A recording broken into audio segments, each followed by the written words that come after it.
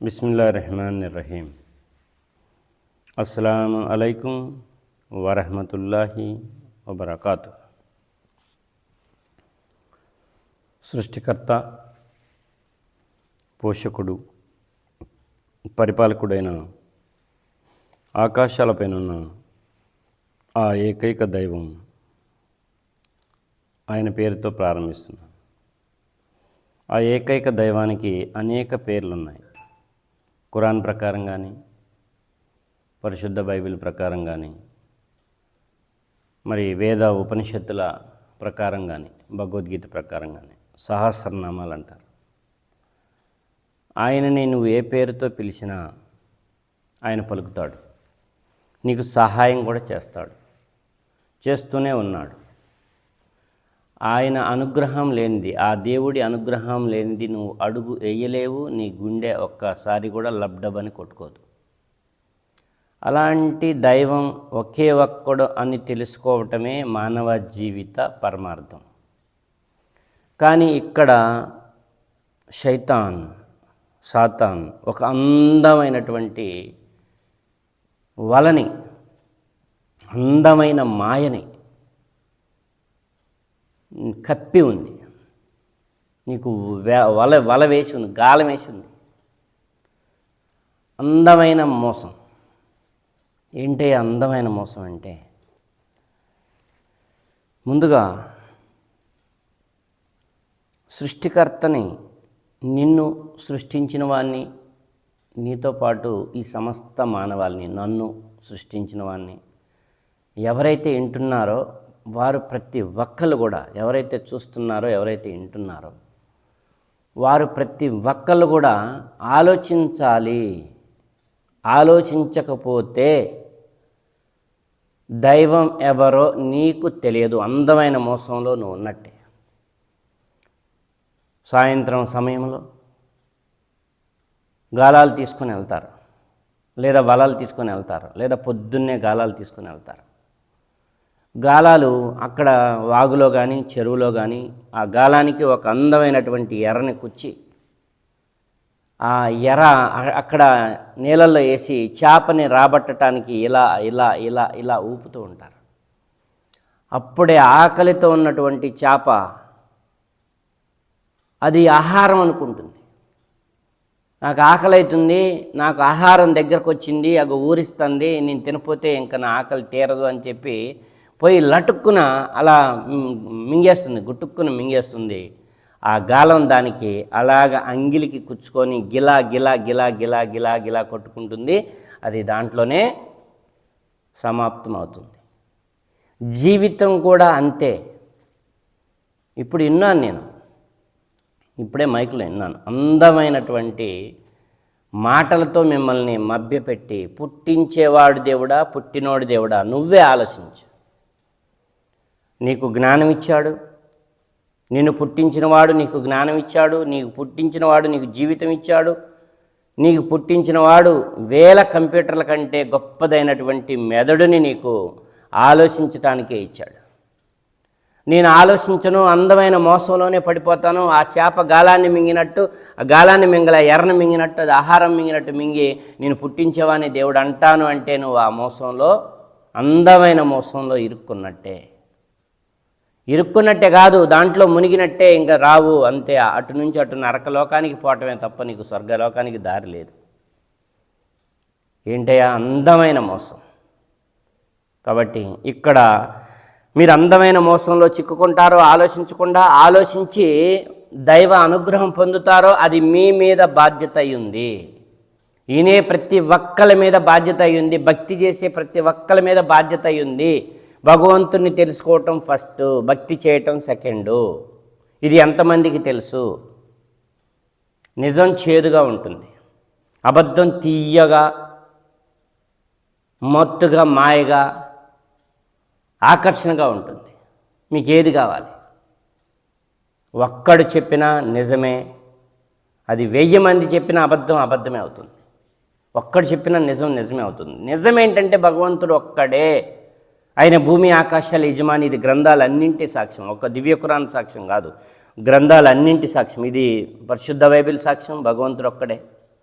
ఇది భగవద్గీత సాక్ష్యం భగవంతుడొక్కడే, ఇది వేదాల సాక్ష్యం భగవంతుడొక్కడే, ఇది ఉపనిషత్తుల సాక్ష్యం భగవంతుడొక్కడే, ఇది యుగ పురుషులు ఋషీశ్వరులు ప్రవక్తల సాక్ష్యం భగవంతుడొక్కడే. నీ గుండె, నీ అంతరాత్మ సాక్ష్యం ఎంతమంది అయితే ఉన్నారో ఇప్పుడు 800 కోట్ల మంది గుండె అంతరాత్మ సాక్ష్యం భగవంతుడొక్కడే. సూర్యుడి సాక్ష్యం భగవంతుడొక్కడే, చంద్రుడి సాక్ష్యం భగవంతుడొక్కడే, భూమి సాక్ష్యం, పంచభూతాల సాక్ష్యం భగవంతుడొక్కడే. చూస్తున్న నీ కళ్ళు ఆ మాయలో చిక్కుకుంటాయా? ఈ లోకాన్ని చూస్తూ ఇదంతా నడిపిస్తున్నవాడు, సృష్టించినవాడు దేవుడు అక్కడని తెలుసుకుంటావా లేదా అనేదే నీకు నాకు ఇక్కడ పరీక్ష. నీ భార్యని నీకు ఇచ్చినవాడు భగవంతుడు, నీ భార్య సాక్ష్యం భగవంతుడు ఒక్కడే. నీ పిల్లలు, నీ ముద్దులకే నీ బిడ్డని నువ్వు వెతుకున్నప్పుడు, నీ కొడుకుని నువ్వు వెతుకున్నప్పుడు, నీ కొడుకుని నీకు ఇచ్చినవాడు భగవంతుడు. ఆయన ఒక్కడే. ఆయన పుట్టేవాడు కాదు, పుట్టించేవాడు మాత్రమే. ఆయన మరణాన్ని ఇచ్చేవాడు కాదు, మరణాన్ని ఇచ్చేవాడు మాత్రమే, మరణించేవాడు కాదు. ఆయన ఈ లోకంలో నీకు కనిపించాడు. ఇది పరీక్షా లోకం. ఇది తెలుసుకున్న వాళ్ళు మాత్రమే జ్ఞానులని అన్ని గ్రంథాలు చెప్తున్నాయి. జ్ఞాన విజ్ఞాన యోగంలో భగవద్గీతలో చెప్పబడింది. నువ్వు దేవుని యందు భయభక్తులు, ఆ ఒకే ఒక్కడి యందు భయభక్తులు కలిగి ఉండట జ్ఞానానికి మూలం అని చెప్పి కీర్తనలో, పరిశుద్ధ బైబిల్లో తెలియజేయడం జరిగింది. దివ్య ఖురాన్లో నువ్వు భగవంతుని తెలుసుకున్నప్పుడే, దేవుణ్ణి ఒక్కడిగా తెలుసుకున్నప్పుడే నువ్వు జ్ఞానవంతుడివి, లేకుంటే నువ్వు మూర్ఖుడివి అని చెప్పి దివ్య ఖురాన్లో కూడా తెలియజేయడం జరిగింది. గ్రంథాలన్నింటి సారాంశం ఒకటై కాలానుగుణంగా వచ్చాయి.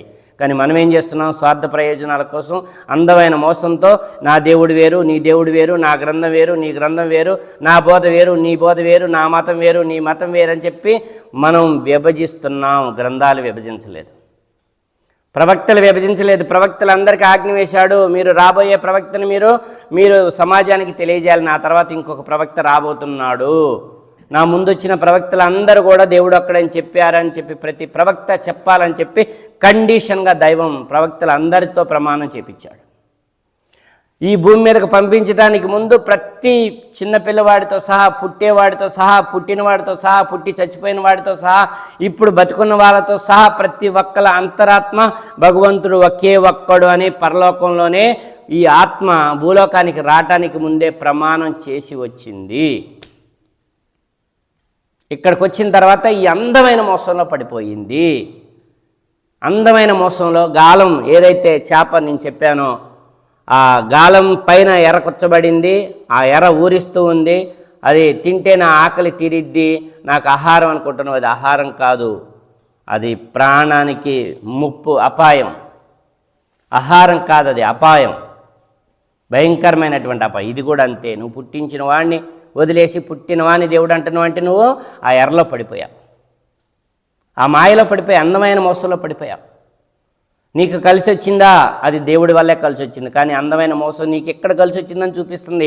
ఎరూపినట్టు ఎలాగ దగ్గరకు వచ్చి ఊపుతుంది, ఇదిగో ఆహారం, ఇదిగో ఆహారం అన్నట్టుగా నీకు ఎక్కడే కలిసి వచ్చింది, ఎక్కడే కలిసి వచ్చింది, ఎక్కడే కలిసి వచ్చిందని నిన్ను అందమైన మోసం, ఒక మాయాశక్తి నన్ను అందరినీ కమ్ముకొని ఉంది. ఆ మాయాశక్తి నుంచి బయటపడగలిగిన వాడు మాత్రమే దైవాన్ని తెలుసుకుంటాడు. అది, ఓ దైవమా, 2 చేతులెత్తి నాకు రుజుమార్గాన్ని ప్రసాదించు. ఈ మాయాశక్తి మాయలో నుంచి నన్ను నువ్వు మాత్రమే బయటికి తీసుకొస్తావు. సాతాను మాయ నుంచి నన్ను బయటికి తీసుకురా, శైతాను మాయ నుంచి నన్ను బయటికి తీసుకురా. ఈ మాయ నుంచి నన్ను బయటపడే జ్ఞాన విజ్ఞాన యోగం 7వ అధ్యాయం 14వ శ్లోకం భగవద్గీతలో, నా అనుగ్రహం లేనిది మీరు ఆ మాయలో నుంచి బయటపడరు. నా అనుగ్రహం కావాలంటే ఇన్నిచ్చిన నన్ను 2 చేతులెత్తి నువ్వు మాత్రమే శరణ్యం, నువ్వు మాత్రమే ఈ మాయ నుంచి నన్ను బయటపడే, నువ్వు అక్కడవే, నేను తెలుసుకున్నా, నాకు కళ్ళు ఇచ్చావు, నాకు జ్ఞానం ఇచ్చావు, నాకు నోరు ఇచ్చావు, నాకు కాళ్ళు ఇచ్చావు, నాకు చేతులు ఇచ్చావు, నాకు భార్యని ఇచ్చావు, నాకు పిల్లల్ని ఇచ్చావు, ఇక్కడ నాకు యవ్వనాన్ని ఇచ్చావు, శక్తిని ఇచ్చావు. ఈ శక్తితో, ఈ బుద్ధితో, ఈ జ్ఞానంతో, ఈ వివేకంతో 2 చేతులెత్తి నిన్ను అడుగుతున్నాను, ఈ మాయ నుంచి నన్ను బయటపడవేయి అని అడిగితేనే నేను బయటపడవేస్తాను. నా అనుగ్రహంతో మాత్రమే మీరు ఆ మాయని అధిగమించగలుగుతారు అని చెప్పి దైవమే సాక్షాత్తు తెలియజేశాడు. ఇక ఎవరైతే రుజుమార్గం అవలంబించారో ఆ రుజుమార్గం వారికే స్వయంగా ప్రయోజనకరం. ఎవరైతే మార్గం తప్పిన వాడు తన మార్గభ్రష్టత్వం యొక్క దుష్ఫలితాన్ని తానే అనుభవిస్తాడు. దివ్య ఖురాన్ 17వ అధ్యాయం 15వ వచనం. బరువు మోసేవాడెవడు ఇతరుల బరువుని మోయడు. ఒక సందేశహరుణ్ణి పంపనంత వరకు మేము ఎవరిని శిక్షించము. అకారణంగా ఒక మనిషిని తీసుకుపోయి నరకంలో వేయడు దేవుడు, భూలోకంలో కూడా శిక్షించాడు. 1-2 సార్లు విన్న తర్వాత మీరు వంగట్లే, మీ గుండె బండ్ అయిపోయింది, మీరు ఇంకా ఇంటారేమో 2 సార్లు చెప్పించాడు, 3 సార్లు చెప్పించాడు. ఒక పెద్ద ఆపదని మీ మీదకి తీసుకొస్తాడు, లేదా చిన్న ఆపదని మీ మీదకి తీసుకొస్తాడు. ఆ ఆపద రాగానే మీ హృదయం ఆటోమేటిక్గా మీ అంతరాత్మ దేవా అని పైకి చూస్తుంది. ఆయన మాత్రమే. భూలోకంలో ఎవరిని నువ్వు వేడుకోవు, ఎవరి వైపు నీ మనసు మరలదో. ఆకాశం నుంచి నీ అంతరాత్మ వచ్చింది, ఆకాశాలపైన నీ అంతరాత్మకి నీ శరీరానికి యజమాని అయిన దేవుడు ఉన్నాడు. ఆ దేవుడి వైపు అంతరాత్మ నీ శరీరాన్ని కూడా నీ బుద్ధిని కూడా మలుచుకో అని చెప్పి నీ అంతరాత్మ ఆకాశం వైపు దారి చూపిస్తుంది. అరటిపండు తొక్కదిలి ఒలిసి పండు నోట్లో పెట్టిన మాదిరిగా గ్రంథాలు దేవుడు అక్కడే ఆయన గొప్పతనం, ఆయన నీ మీద ఇచ్చిన ప్రేమ, ఆయన నీకు ఇచ్చిన వరాలు, నీకు ఇచ్చిన అనుగ్రహాలు, నీకు ఇచ్చిన బహుమానాలు, నీకు పెట్టిన పరీక్ష తేట తెల్లంగా తెలియజేస్తున్నాయి. మనం గ్రంథాలు చదివినా వంకరగా చదువుతాంగా, లేదా అసలు వీపులు వెనక పడవేశాంగా. కాబట్టి యథార్థంగా పుట్టించేవాణ్ణి దేవుడిగా నువ్వు తెలుసుకోనంతవరకు అజ్ఞానం అనే చీకట్లో ఉన్నావు. ఇప్పుడు చీకటిగా ఉంది, బయట మొత్తం ఇంకా తెల్లవారుతూ ఉంది. రోజు రాత్రిని చూపిస్తున్నాడు. నువ్వు అజ్ఞానం అనే చీకట్లో ఉన్నావని నీకు తెలియజేస్తున్నాడు. దైవం గుర్తు చేస్తున్నాడు. రోజు సూర్యుని యొక్క వెలుగుని నీ ముఖం మీద పడేలాగా, నీ కళ్ళ మీద పడేలాగా, కన్ను రెప్పల మీద పడేలాగా చేస్తున్నాడు. ఇప్పటికైనా ఆ అజ్ఞానం అనే చీకటిని నువ్వు పారదోలుకొని జ్ఞానకాంతుల్లోకి, గ్రంథంలో ఉన్న జ్ఞానకాంతుల్లోకి రా. నీ చీకటిని నువ్వే పారదోలుకోవాలి, ఎవ్వరు పారదోలరు. నీకు మాటలు మాత్రమే అందించబడతాయి, గ్రంథాల్లో ఉన్న బోధ మాత్రమే అందించబడుతుంది, యుగపురుషుల మార్గదర్శకత్వం మాత్రమే నీకు తెలియజేయబడుతుంది. ఇప్పటికైనా అజ్ఞానం అనే చీకటిని తొలగించుకో అని నీ ముఖం మీద సూర్యుని వెలుగుని, కాంతిని పడవేస్తున్నాడు ఆ భగవంతుడు. ఆ సూర్యుని నడిపేవాడు నిన్ను కూడా నడిపిస్తున్నాడు. ఇగో సూర్యకాంతి వచ్చింది, చీకటి పోయింది, కానీ ఇంకా నీ మెదడులో అజ్ఞానం అనే దేవుడెవరనే తెలియని అజ్ఞానం అనే చీకటి ఇంకా నీ మెదడులో అలుముకొనే ఉంది. ఆ అజ్ఞానం అనే చీకటిని ఈ రోజన్నా పోగొట్టుకో అని చెప్పి సూర్యకిరణాలు నీ ముఖం మీద పడుతున్నాయి. నేను పోగొట్టుకోను, నేను ఆలోచించనంటే నీ జీవితాన్ని ఇక్కడ ఎవ్వరు బాగు చేసేవారు లేరు. నీ జీవితాన్ని దేవుడు కూడా బాగు చేయడు. ఎందుకు అంటే నువ్వు ఆలోచించట్లేదు. స్వయంగా ఈ ఒక్క పని నీకు అప్పచెప్పాడు. నీ కళ్ళు ఇచ్చిన వాడే నువ్వు దేవుడు అనాలనే చిన్న బాధ్యతని నీ మీద పెట్టాడు. చిన్న బాధ్యత అది. దానికోసం మనం దేవుడిని తెలుసుకోవడానికి డిగ్రీలేం చదవక్కర్లే, ఎంఎస్సి బీఈడీలేం చదవక్కర్లే, పెద్ద పెద్ద చదువులు ఏం చదవక్కర్లే. కొంచెం ఒక్క నిమిషం ఆలోచించితే చాలు.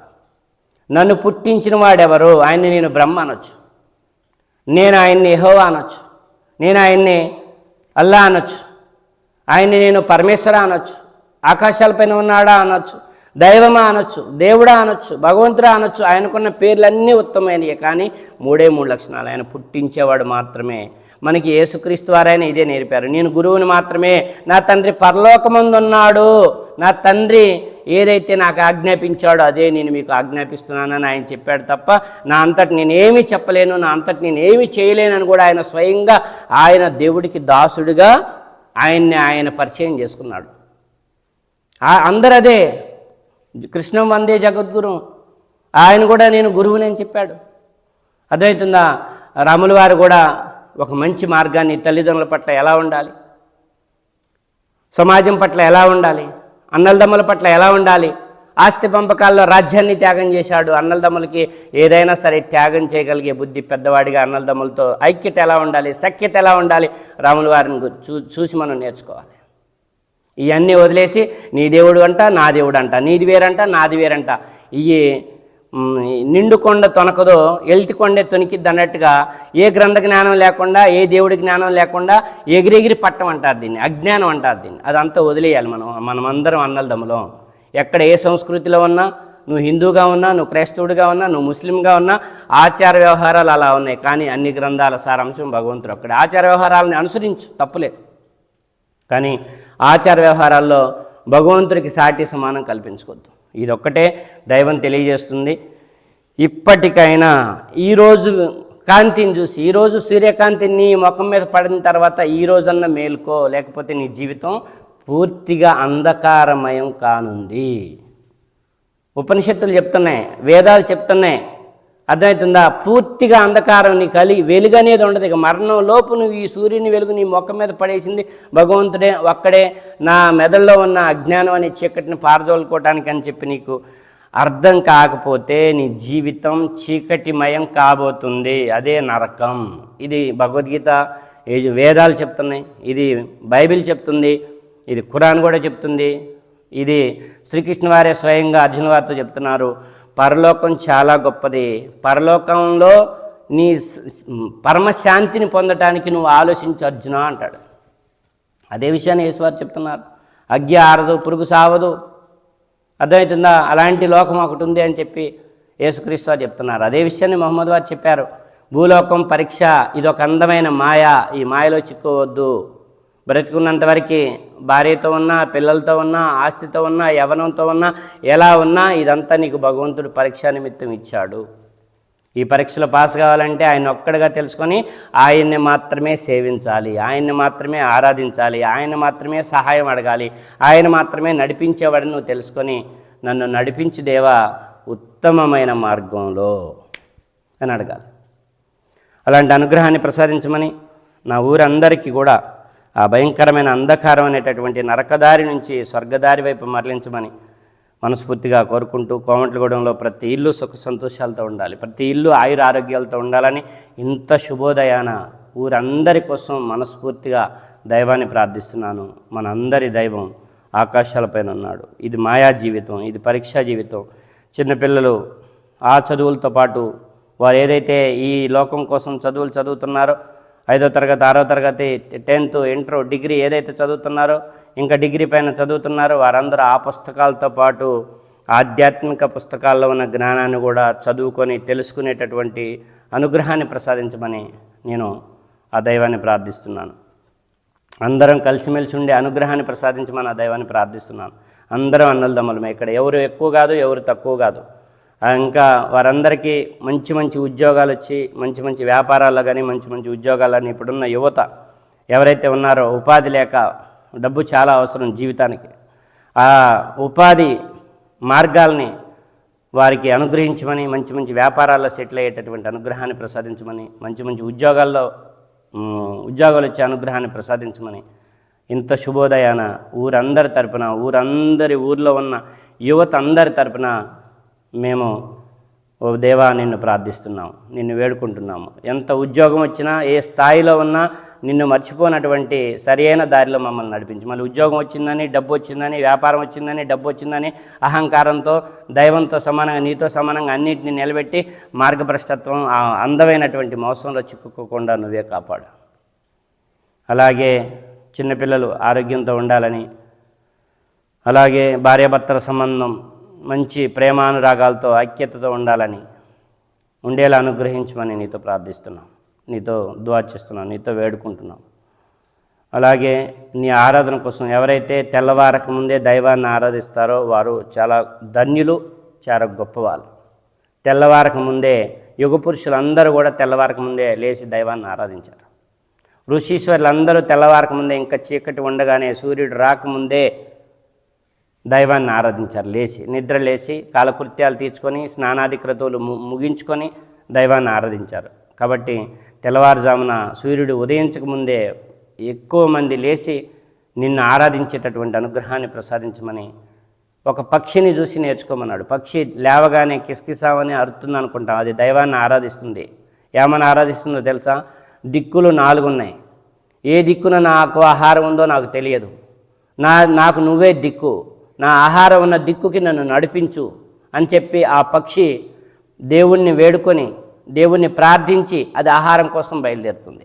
కానీ జ్ఞానం ఉన్న మనుషులు మనం దుప్పట కప్పుకొని 6 అయినా 7 అయినా 8 అయినా లేచే పరిస్థితి లేదు, లేచిన తర్వాత దేవుణ్ణి తెలుసుకునే పరిస్థితి లేదు. ఎందుకంటే జ్ఞానం ఉంది కదా, బలం ఉంది కదా, ధనం ఉంది కదా, అతి తెలివి ఉంది కదా, ఇవన్నీ ఎక్కువైపోయి మనిషి పక్షి కంటే హీనుడైపోయాడు.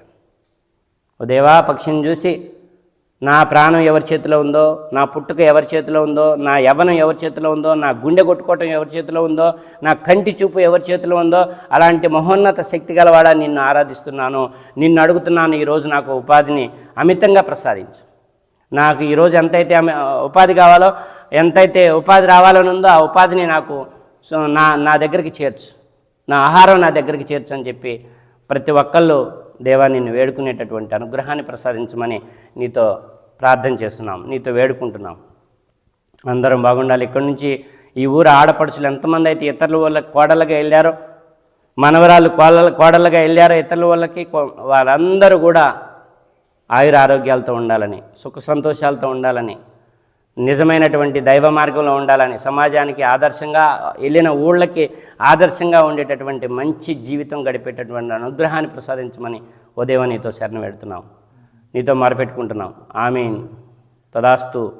జై హింద్.